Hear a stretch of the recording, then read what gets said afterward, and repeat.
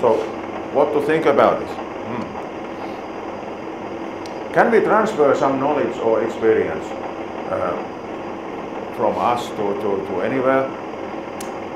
First of all, we could think that, okay, curriculum design was done in most of the engineering programs, rather similar principles, like bigger learning and teaching units, team teaching, maybe some student team type of work, but that's not very new. In my program, we just do it completely on all courses, so maybe that's the special.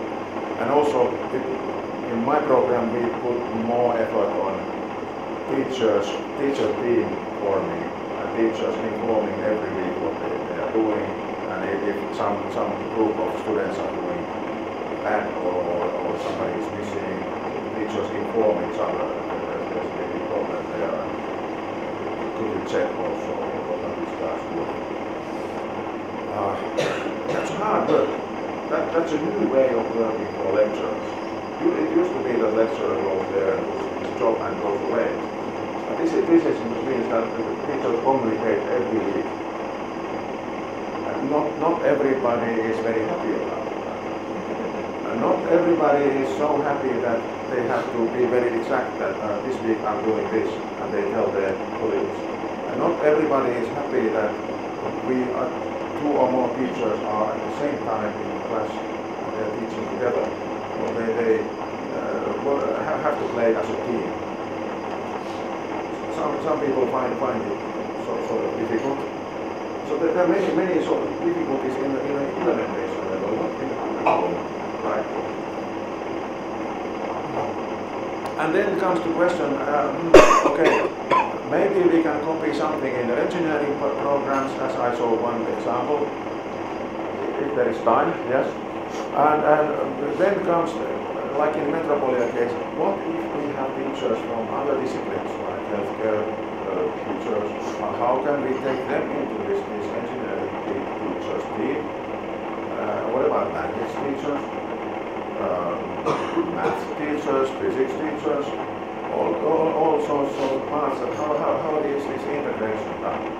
So one example, I tried to use these principles awful picture. I pick up one point there.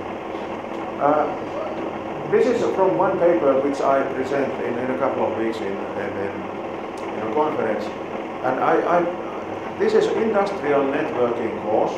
I did this kind of same, this is called industrial networking. It used to be a 3-credit course, quite a small one. And then later on, what happened, it was this part was integrated into 15 credits, this full size of, let's say, big unit. And I did several experiments of teaching a group. This is about activity distribution. This one only says that I have 66 teaching hours of resource to do this course. Is it lecture, is it PC labs, or is it some sort of network equipment labs, or workshops, or assignment returns? And what is the learning outcome here? So did anybody pass or what? So this is ongoing course. Actually I'm teaching this all the time now. But I did very many experiments that it started in a way that there was lots of content in the curriculum. You have to learn open systems interconnection model, you have the local area networks and TCP/IP networks and this and that. A lot of stuff. And if I do all that, so what happens is that all 8 weeks, this is 8 weeks, I just lecture to get through all this context, what is written in this curriculum. And what if the purpose is that the guys actually can design some kind of local area network with a piece of address plan? No good. If I lecture 8 weeks, what can they do? The first experience is that yes, we can do lots of lecturing and go through lots of theory, but they still cannot design. The quality of network designs was not so good, and all the workload was at the last 2 weeks when they tried to complete the design. So over many steps and experiments, what really happened is that this is my last implementation. The change was radical. I took out quite a lot of theory, but what happens is that let's get right in the beginning, think about networks as we see from outside, think about addressing what can we see from networks from this our own PC.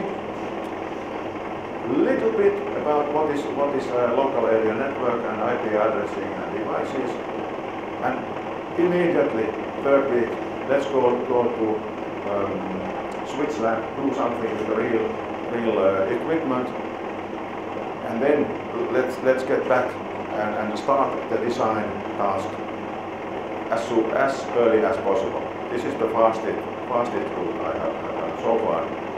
And by the way, I'm here, so this is the week that they are supposed to do independent study and return their first design assignment.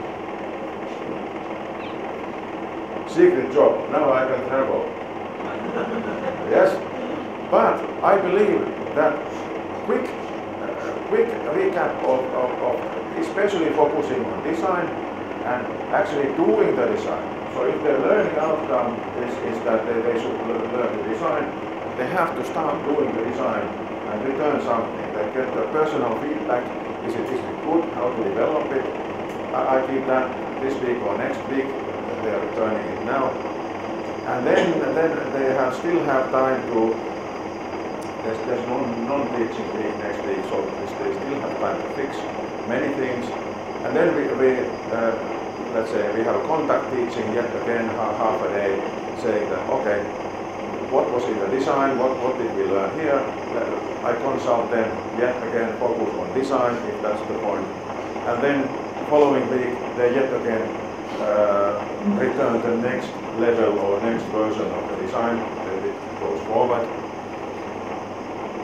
Then yet again they have feedback and time to fix, and they finalize.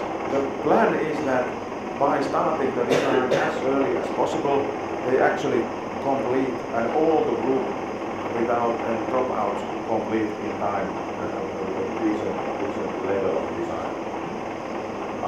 I believe that's the best implementation of the course so far. And everything is a way, drop the lecturing, keep it in a minimum. If the learning outcome is design, then they should do design. It sounds very obvious, but it's very hard to think for me. I have been teaching networking 20 years, so to drop out. I don't tell all this interesting networking theory and protocols. I like to teach and say that, okay, you have very limited knowledge, but now you do the design. My feedback is that yes, the more we do this, the student feedback gets better, because then they say, okay, we don't know all these theory details, but we think we are there to do the design anyway. We're more comfortable with it. Okay, fine. Next what we do is we integrate this part into a bigger unit. So I have been doing this independent course and also as part of this sort of 15-30 units together with other teachers. And maybe I have been able to transfer some of this teacher team thinking to my colleagues, which I think it was a little bit new to them. So to work so intensively every week together.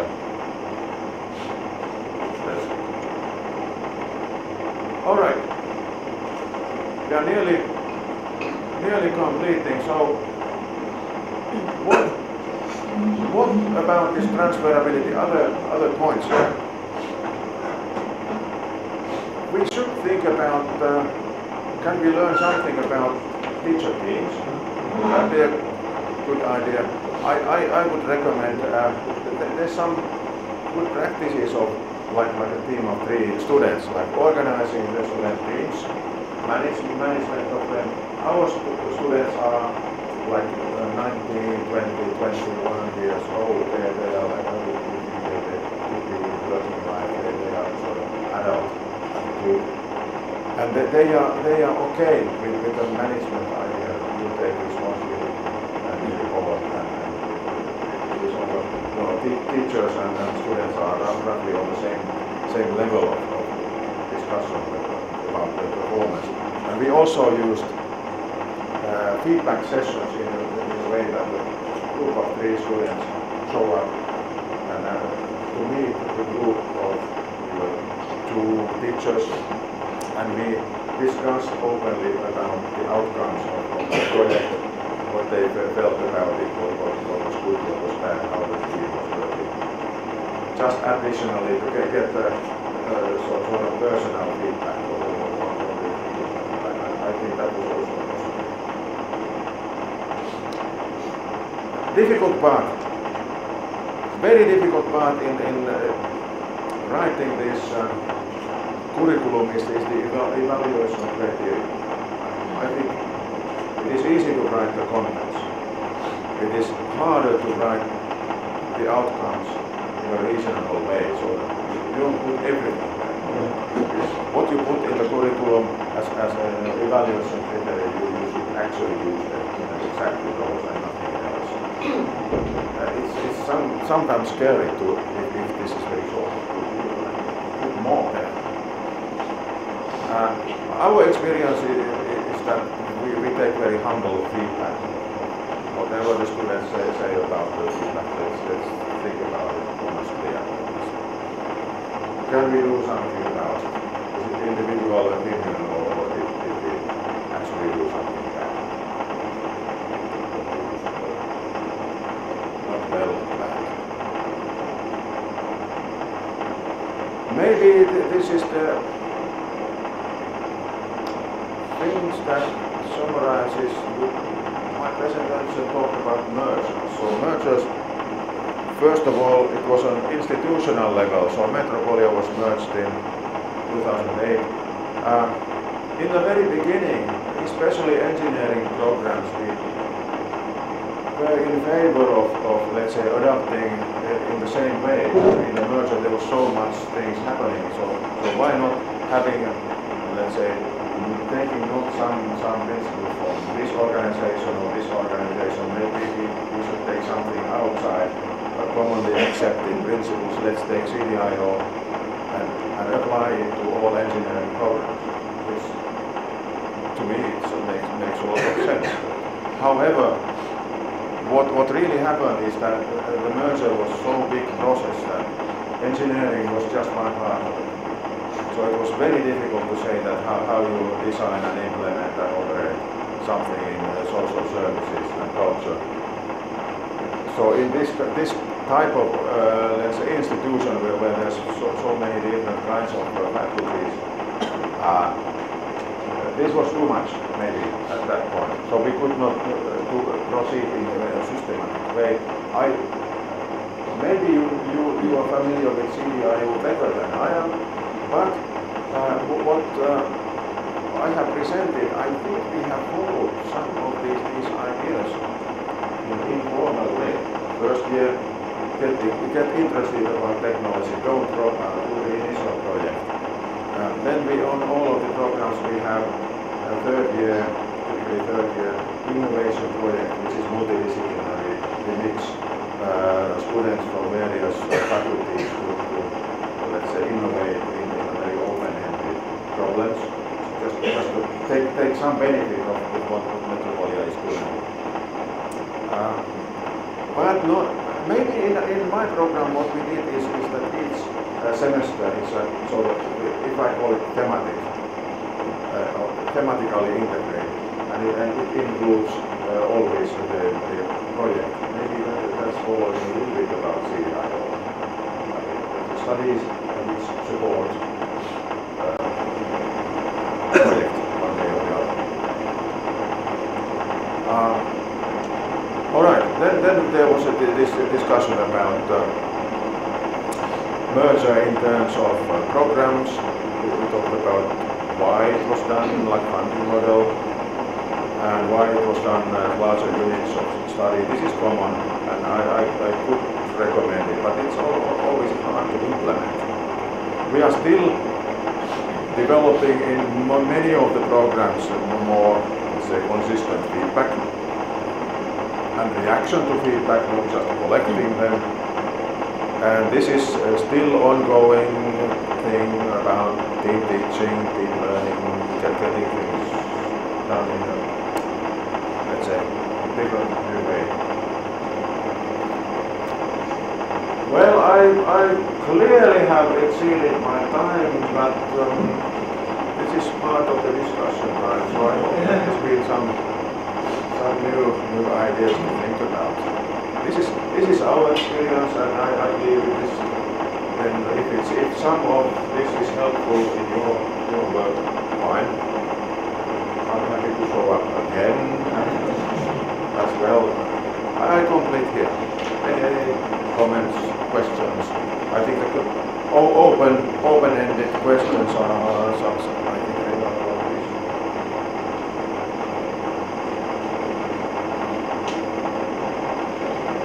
Yes. Very curious about Yes. 4 years in engineering. In healthcare, it's 3.5 years. In culture, 4.5 years. So it depends on the program.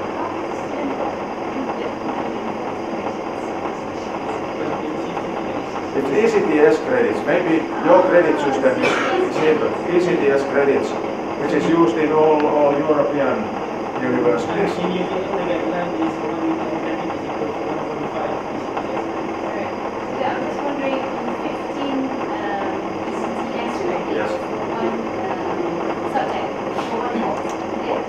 Yes, for one period of 8 weeks.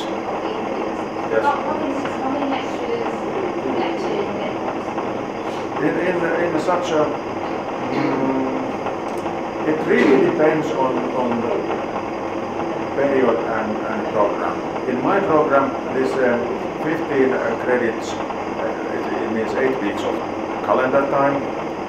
It means 3 parallel courses for administrative reasons, 5, 5 and 5. So basically the good thing is that students focus on 3 things at each time, or 3 courses, not so many. Yes. Yes, then they're done. Then, yes, everything completes in 8-week time, hopefully, and then they start yet another 8-week period of 3 courses. Because previously we had things very different. In this model, the student focuses on 3 courses, and it means 3 things in their mind. But if we think that one semester is in European system is 30 credits, we used to have 3 credit courses, which were lasting all these 16 weeks. It means they have 10 courses running in parallel, and it's crazy. Their calendar is like general manager's diary. So the 2 hours here, 2 hours here, 1 hour here, return here. And all the final exams are at the end. No good. That's why we had very low amount of credits that they actually completed, because they missed some exams at the end because it was too crowded. And then there was lots of resit exams to fix it. And of course that troubles for the learning on the next period. And finally, it's mentally, it's very overloading. You try to do some things and then partly fail, and then it's on your table waiting that maybe you should go back to it. And we noticed that yes, there were first year mathematical and physics studies still at the 4th year open, and the guys have no idea what to do about it. And so there was a big delay in graduation times. doesn't make any sense. The first year studies, they hang there many years. How can they do professional studies without completing the previous ones? So, difficult question. Yeah, that's why I think that the main good experience is that the bigger units of study, if possible, then integrate it in a way that so that the students have a chance to complete something. But if you write curriculum like that, it implies that okay, the unit is bigger. Maybe it cannot be implemented in a way that there's one teacher who steps up and does everything. Then it implies that yeah, okay, there will be more than one teacher doing some parts there. And it means that then they have to coordinate themselves. Because the student is seeing the learning experience. Okay, it's no good that there's one teacher doing this introduction of something.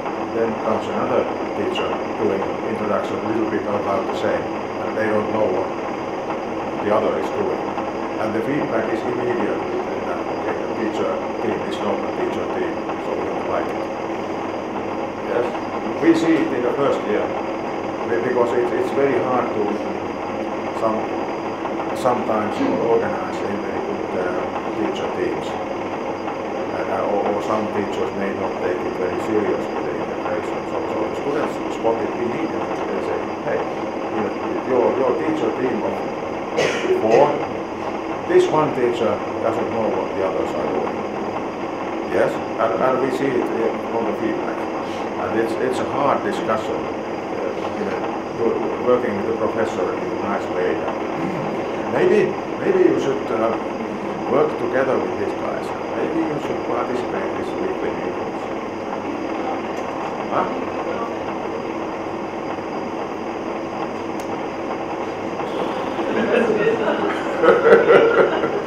It is very personal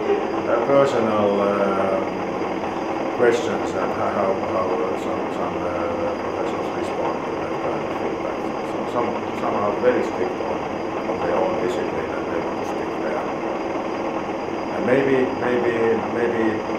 reorganizing the teacher teams. Maybe some other teachers will be mentally better together and try many different tricks. I don't have good answer. I have one colleague in the devices group and he's teaching physics and he's not very complicated with me.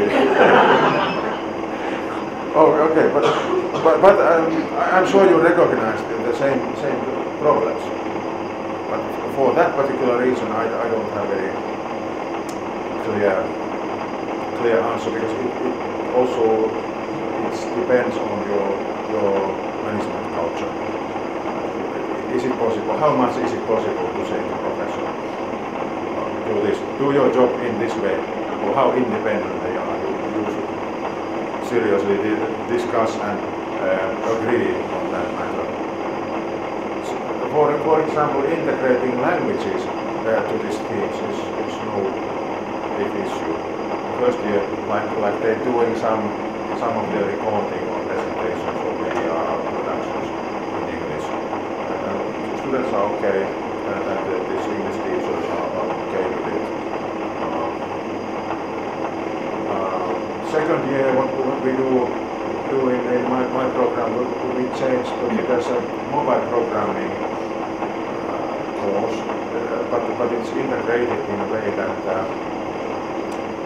the main point is that yes, they learn programming, mobile programming, but in a way that they develop healthcare-related application, small application prototype, and they do usability testing with a real user group or getting feedback.